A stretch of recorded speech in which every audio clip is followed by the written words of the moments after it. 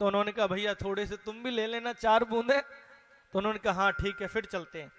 और जैसे ही बांस की नाग आया है, भगवान ने कहा सुनो देवताओं चलो आगे लगो, राक्षसों तुम पीछे लगो। राक्षस कहने लगे क्यों, हम कोई छोटे बाप के हैं जो पीछे लगेंगे, हम तो आगे लगेंगे। भगवान यही चाहते थे कि जब समुद्र मंथन होगा तो ये नाग फुसकार मारेगा, तो ये सब काले हो जाएंगे देवता लोग। तो इसलिए अगर मैं इनसे कहता हूं पीछे लगो तो कहेंगे आगे लगेंगे, तो इसलिए भगवान चाहते थे और राक्षस आगे लगे। कई माताओं का स्वभाव भी ऐसा होता है। कैसा? मैं है? प्रेम से बोलिए श्री राधे। ऐसी एक बात याद आई, मैं सुनाई देता हूं आपको जब आ गई है तो। एक पंडित जी का नया नया विवाह हुआ, नई नई शादी हुई, पंडितानी आई और पंडितानी थोड़ी टेढ़ी आ गई। टेढ़ी कैसे? पंडित जी कहे कि देवी ये काम कर लो, वो उसका उल्टा काम करती। अब पंडित जी कहें इसको कैसे छोड़ूं, ये तो टेढ़ी आ गई। पंडित जी ने कहा ये तो बदल नहीं सकती, मुझे ही बदलना पड़ेगा। एक दिन घर में अतिथि आए, पंडित जी ने कहा देवी सुनो इनके लिए कुछ भोजन पानी की व्यवस्था कर दो ना। पंडितानी कहने क्यों, हमारा घर कोई धर्मशाला है ये इतने उठ के आगे हम भोजन बनाए हैं। पंडित जी कहने लगे तो बेइज्जती करा के रख देगी। जैसे दोबारा से अतिथि आए, पंडित जी ने अपना नियम बदल लिया, देवी इनके लिए कुछ मत बनाना। पंडितानी कहने हाँ जी इतनी दूर से आए हैं ना, तुम कैसी बातें करते हो। पंडित जी तो यही चाहते थे ऐसा करें। एक दिन कुंभ का मेला लगा हरिद्वार में। पंडित जी के मन में बहुत आई कि हम कुंभ नहाने के लिए जाएं, पत्नी सहित जाएं तो बड़ा अच्छा रहेगा। लेकिन पत्नी तो बड़ी ही धूत है, अब कैसे लेके जाएं। पंडित जी नल के नीचे नहा रहे थे, देवी सुनो 2-4 बाल्टी पानी फालतू हम यहीं डाल लेते हैं, क्यों जाए कुंभ में, यही हो गया ना अपना कुंभ। हाँ जी 12 वर्ष बाद कुंभ आता है और तुम कह रहे हो नहीं जाए, हमें तो जाना है। पंडित जी कहने लगे बन गई बात है, यही तो चाहते थे। पंडित जी कहने लगे देवी इतनी दूर कुछ बना के मत लेके चलना, वहीं खा लेंगे। हाँ जी इतनी दूर जाएंगे हम, खूब पुआ पूड़ी बना करके लेके चले गए। प्रेम से बोलिए श्री राधे।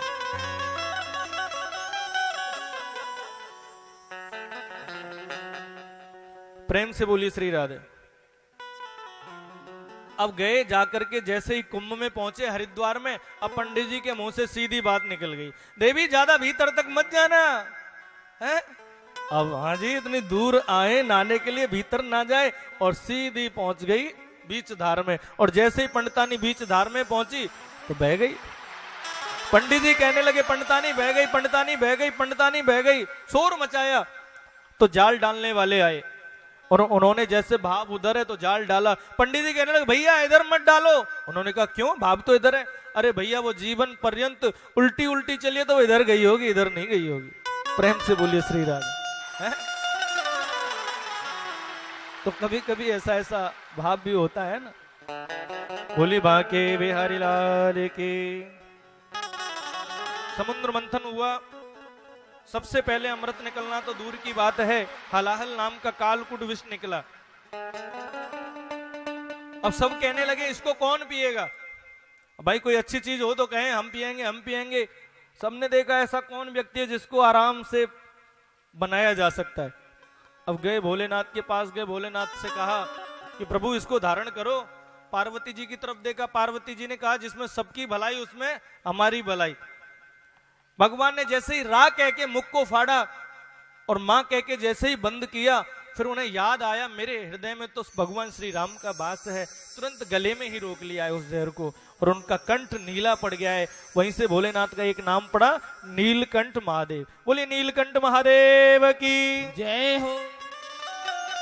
उसके बाद फिर मंथन शुरू हुआ, उसमें से कामधेनु गाय निकली, अग्निहोत्री ऋषियों को दी गई। उसके बाद उसके दूध से घी निकाल करके वो लोग हवन इत्यादि करने लगे।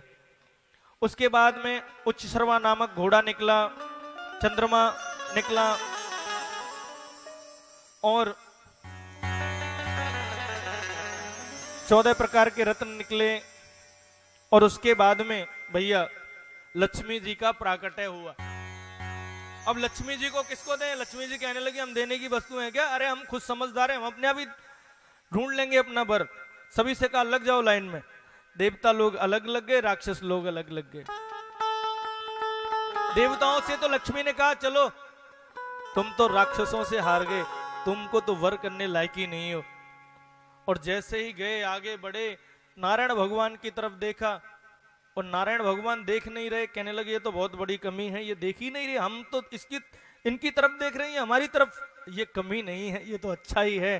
तुरंत वरमाला उनके गले में डाल दी। लक्ष्मी नारायण भगवान का विवाह हुआ है। बोलिए लक्ष्मी नारायण भगवान की जय हो। भैया एक बार ना विवाह कैसे हुआ है? एक बार लक्ष्मी जी ने कहा प्रभु ये दुनिया वाले ना जब 25 साल विवाह के हो जाते हैं तो शादी की सालगिरह मनाते हैं, दोबारा से विवाह करते हैं। आपने हमारे साथ तो ऐसा कभी किया नहीं।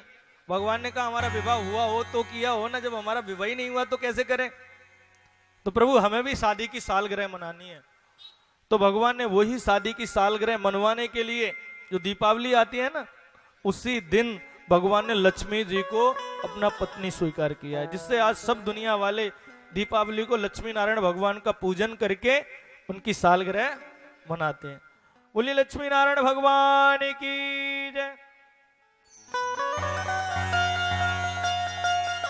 अब भैया उसके बाद में लक्ष्मी जी को वर्णन किया। लक्ष्मी जी की एक बहन और है जिसका नाम है दरिद्रता। प्रेम से बोलिए श्री राधे। उनकी बहन का नाम है दरिद्रा। उन्होंने कहा देखो प्रभु अभी तुम्हारी एक बड़ी साली है, उसका विवाह नहीं हुआ, इतने अच्छे जीजा होने के बावजूद भी विवाह नहीं हुआ, तो बताओ। तो उन्होंने कहा चिंता ना करो, विवाह कैसे नहीं होगा? अब भाई दरिद्रता को कौन स्वीकार करे, कोई नहीं चाहता। तो उन्होंने कहा इस जगह पे बहुत फक्कड़ बाबा हैं, किसी न किसी से विवाह करा ही देंगे। तो वो जैसे ही आज एक ऋषि के दरवाजे पर गए हैं, उदलक नाम के ऋषि हैं, उनके यहां पर गए। उन्होंने कहा भगवान आप आए, स्वागत है भगवान। तो भाई तुम बताइए। भगवान से कहने लगे प्रभु आप प्रसन्न है ना? भगवान ने कहा प्रसन्न तो हम जब होंगे जब तुम हमारी बात मानोगे।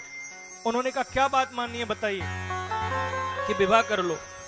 तो विवाह जब ठीक है प्रभु, अगर आप प्रसन्न रहेंगे तो हम विवाह कर लेंगे, तो चलो लड़की पसंद कर लो। प्रभु हम अपने लिए विवाह करें तो लड़की पसंद करें ना, हम तो आपको प्रसन्न करने के लिए विवाह कर रहे हैं, तो हम लड़की क्या पसंद करनी? तो ठीक है जिससे मैं कराऊं, मानोगे ना? बिल्कुल। आज उदलक नाम के ऋषि के साथ में विवाह कर दिया दरिद्रता देवी का। और जैसे ही विवाह किया और वो जैसे ही ससुराल में आई है, तो ससुराल में क्या चल रहा है? कीर्तन, राम नाम का नाम, हवन, यज्ञ, पूजा। दरवाजे से बाहर कहने लगी ये ससुराल हमारे योग्य नहीं है। क्या नहीं है? हमारी योग्य। जहां भगवान का नाम होता है वहां हमारी ससुराल नहीं हो सकती, वहां मैं नहीं रुक सकती। हमारी ससुराल तो वहां होती है जहां रोज डंडा बजता हो, रोज झगड़ा होता हो। दरिद्रता देवी का घर कहाँ है? जहां रोज झगड़ा होता हो, जहां रोज डंडा बजता हो, है वहां पर ससुराल होती है। वापिस लौट करके आई, और जैसे ही वापिस लौट करके आई है महाराज, प्रेम से बोली श्री राधे। तो भगवान ने कहा देखो, लक्ष्मी जी कहने लगी अब हमारी बहन तो ऐसे ही रह जाएगी। तो उन्होंने कहा इसको मैं स्वीकार कर लेता हूं। तो उन्होंने कहा प्रभु आप स्वीकार करेंगे तो वो तो मेरी सौत बन जाएगी। कहने लगे नहीं नहीं नहीं, तुम तो मेरे साथ रहोगी, लेकिन उसको मैं पीपल के वृक्ष पर रखता हूं। तो भगवान ने पीपल के वृक्ष पर दरिद्रता देवी को स्थान दिया है। बोलिए बांके बिहारी लाल की। आज भैया उसके बाद में बारूणी निकली है। बारूणी को एक जगह रख दिया गया है। उसके बाद में समुद्र मंथन प्रारंभ हुआ। धन्वंतरी जी हाथ में अमृत का कलश लेकर के जैसे ही निकले, राक्षस लोगों ने तुरंत उस कलश को पकड़ा और लेके भागे। शोर मच गया, ले गए हो, ले गए हो, ले गए हो। अब भगवान देवता लोगों उसके मुख से जैसे ही देखने लगे, तुरंत आज मोहिनी भगवान का रूप धारण किया है। बोले मोहिनी भगवान की जय हो। और जाकर के पीछे पीछे पहुंच गए। राक्षस लोग क्या कर रहे हैं पता है आपको? पहले मैं, पहले मैं, पहले मैं, पहले मैं, पहले मैं, पहले मैं, पहले मैं पीऊंगा, पहले मैं पीऊंगा। जैसे ही मोहिनी भगवान पहुंचे लगे, कहने लगे देवी लो आप ही हम में से किसी को पहले पिला दो। मोहिनी भगवान ने विश्वास में लेना चाह रहे। मोहिनी भगवान कहने लगे तुम तो बड़े मूर्ख लग रहे हो, कश्यप के पुत्र होने के बावजूद भी ऐसी मूर्खता की बातें कर रहे हो, पराई स्त्री को दे रहे हो। अरे देवी आप तो कुलवंती नारी लगती हो, हैं? आप तो कुलवंती नारी लगती हो। प्रेम से बोलिए श्री राधे। तो जैसे ही वो पिलाने के लिए हुई, इतने में ही राक्षस लोग तो लाइन में लगवा दिए। इतने में देवता लोग आने लगे। राक्षस कहने लगे देवी इनको मत पिलाना, ये हमारे दुश्मन हैं, दुश्मन। और जैसे ही ये बात कही ना महाराज, ये हमारे दुश्मन हैं, भगवान ने कहा कि देखो तुमने इनसे कहा है ना बराबर का हिस्सा मिलेगा। और देखो एक बात बताऊं, इसमें अमृत अमृत तो नीचे है, ऊपर ऊपर तो पानी है।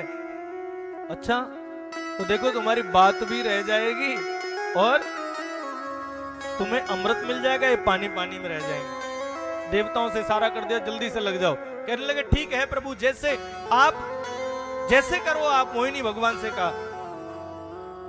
देवता लोगों को पिलाते जा रहे हैं और एक हाथ में दूसरा अमृत के कलश के अलावा जो वरुणी देवी निकली थी, एक कलश राक्षसों की तरफ, वरुणी देवी को उनको पिला रहे हैं और अमृत कलश देवताओं को पिला रहे हैं। देवता पी रहे हैं। इतने में ही एक भैया स्वर भानु नाम का दैत्य था, उसको शंका हुई कुछ ना कुछ तो दाल में काला है। प्रेम से बोलिए श्री राधे। भैया फोन छोड़ के थोड़ा बैकग्राउंड दे लो यार। प्रेम से बोलिए श्री राधे।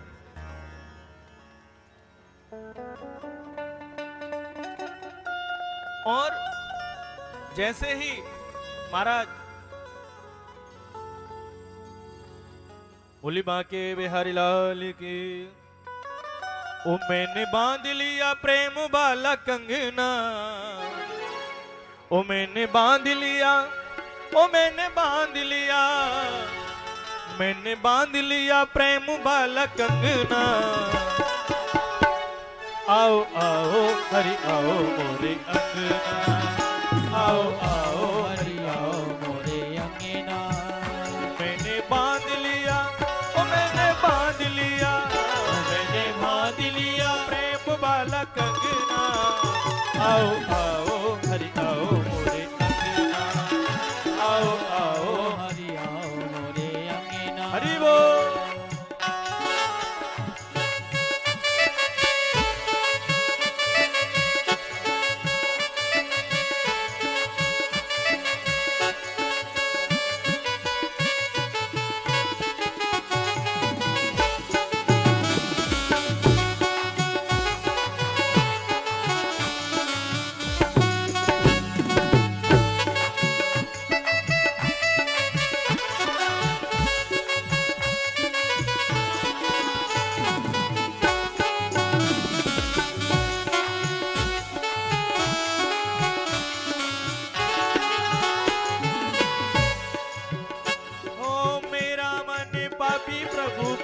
करना छोड़ दे, मेरा मन पापी प्रभु पाप करना छोड़ दे, मेरा मन पापी प्रभु पाप करना छोड़ दे, मेरा मन पापी प्रभु पाप करना छोड़ दे।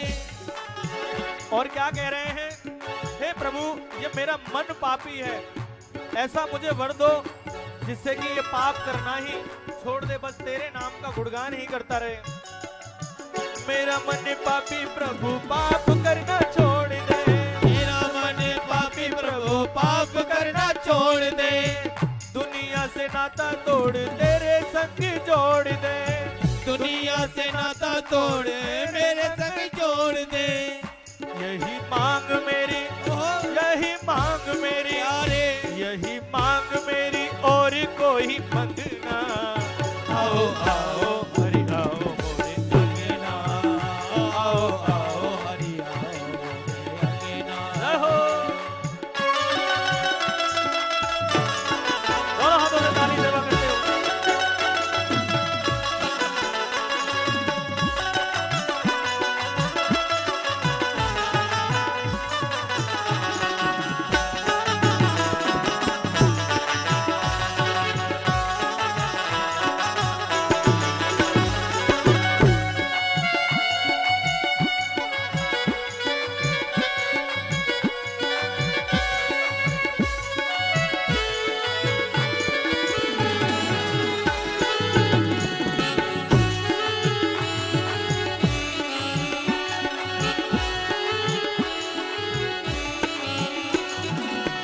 मेरा मन पानी प्रभु पावन तू करी दे।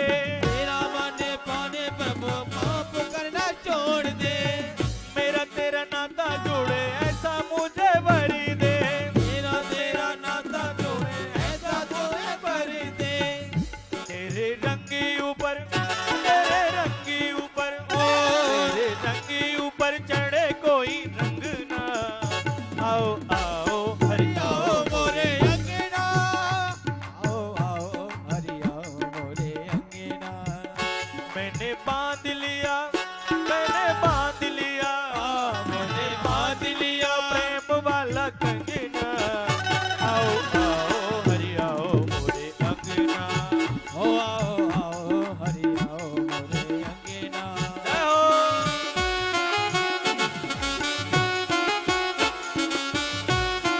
मीठी मीठी ताली सेवा करते हुए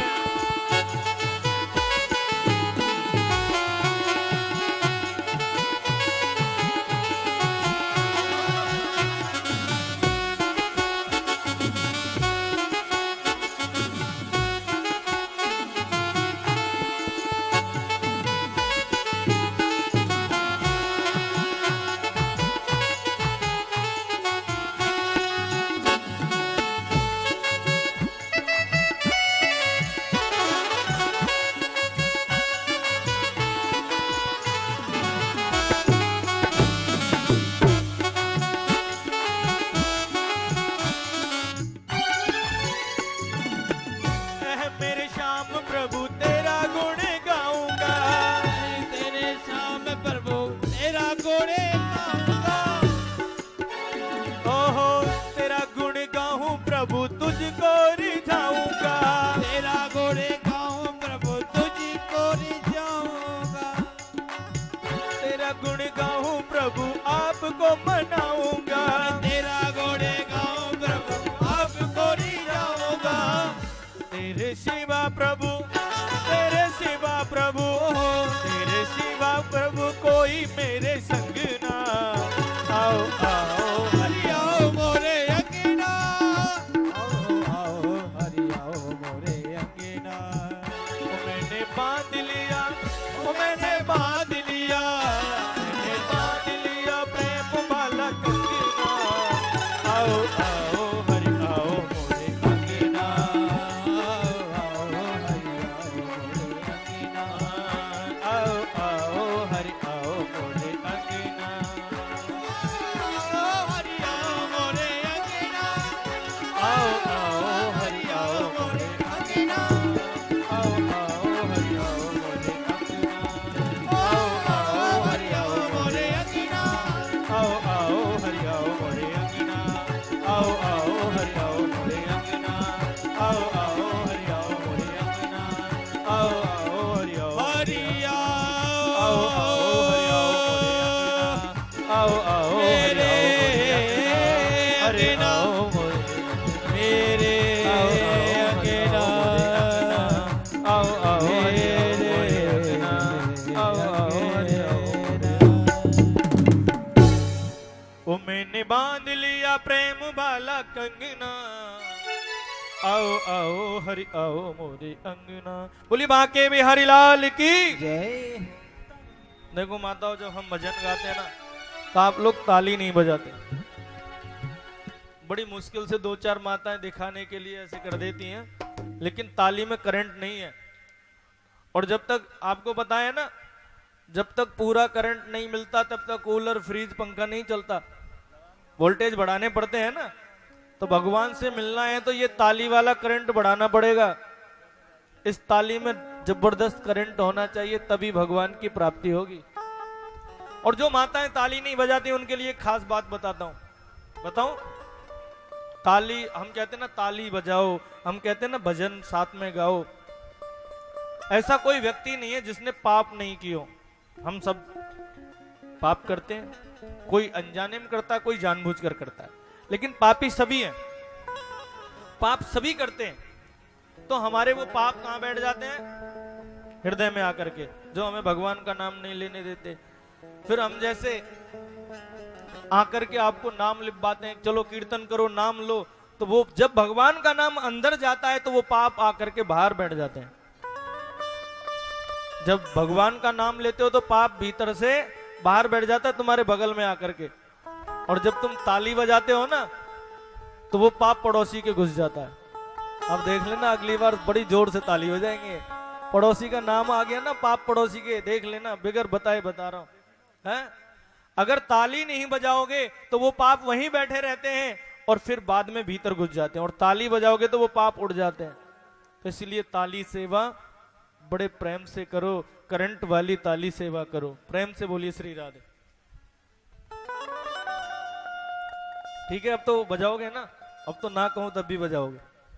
प्रेम से बोलिए श्री राधे। तो अभी जैसे ही एक दैत्य था जिसका नाम था स्वरभानु। कौन सा दैत्य था? स्वरभानु नाम का दैत्य ने देखा कि कुछ गड़बड़ है।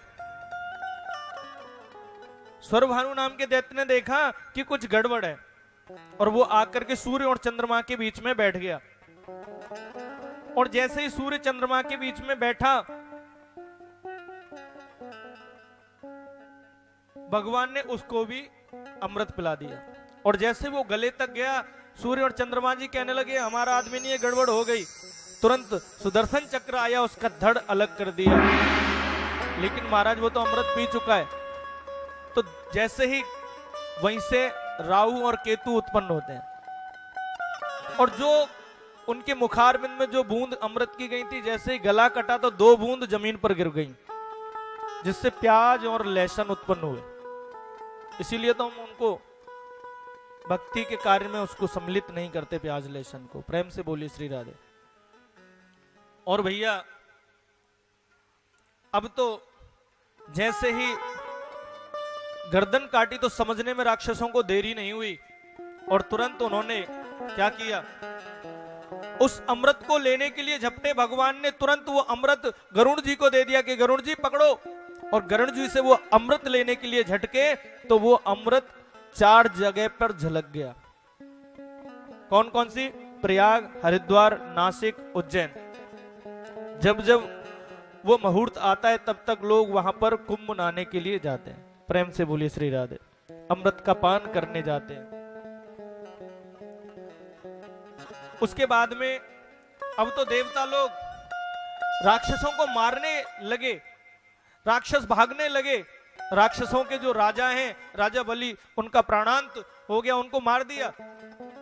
देवता लोग मारने लगे। भगवान ने कहा भाई निहत्थे पर वार नहीं करना चाहिए जब ये भाग रहे हैं। तो कुछ देवता लोग भी मारे गए। देवासुर संग्राम ऐसा हुआ, राजा बलि मारे गए, सभी देवता, सभी राक्षस लोग गए हैं। किसके पास गए? राक्षस लोग गए नारद जी के पास, क्योंकि नारद जी दोनों के बड़े प्रिय हैं, राक्षसों के भी बड़े प्रिय हैं और देवताओं के भी प्रिय हैं। वो सबका भला चाहते हैं। संत वो ही जो सबका भला चाहे। उन्होंने कहा गुरुजी कुछ कृपा करो, आपने हमें बचाया है। तो उन्होंने कहा देखो तुम्हारे जो गुरु शुक्राचार्य हैं ना, उन पर एक ऐसी विद्या आती है जिसको मृत्यु संजीवनी विद्या कहते हैं। वो मरे हुए व्यक्ति को जिंदा कर सकते हैं। अगर किसी का कोई अंग ना कटा हो तो अगर गर्दन नहीं कटी होगी तो जिंदा कर सकते हैं। तब शुक्राचार्य जी ने राजा बलि को दोबारा से पुनः जीवित किया और कहा कि ब्राह्मणों की, गौ की, संतों की सेवा करो। ऐसा ही किया और जाकर के कहा, जाओ राजा इंद्र के त्रिलोकी पर चढ़ाई कर दो।